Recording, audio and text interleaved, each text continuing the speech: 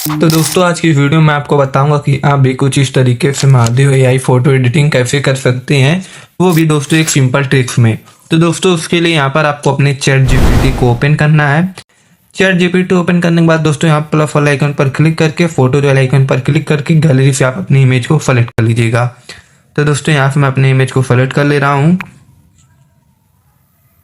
Image select करने के बाद दोस्तों यहाँ पर आपको एक प्रॉम्प्ट पेस्ट करना है। तो दोस्तों यह प्रॉम्प्ट मैं अपने डिस्प्ले स्क्रीन पर शो कर दूंगा, वहां से आप इसका स्क्रीनशॉट ले लीजिएगा।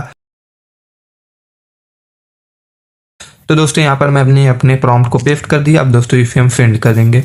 तो दोस्तों यह थोड़ी देर प्रोसेसिंग लेगा और यह हमारी इमेज को एकदम अच्छी क्वालिटी में जनरेट करके दे देगा। तो दोस्तों थोड़ी देर हम इसका वेट कर ले रहे हैं।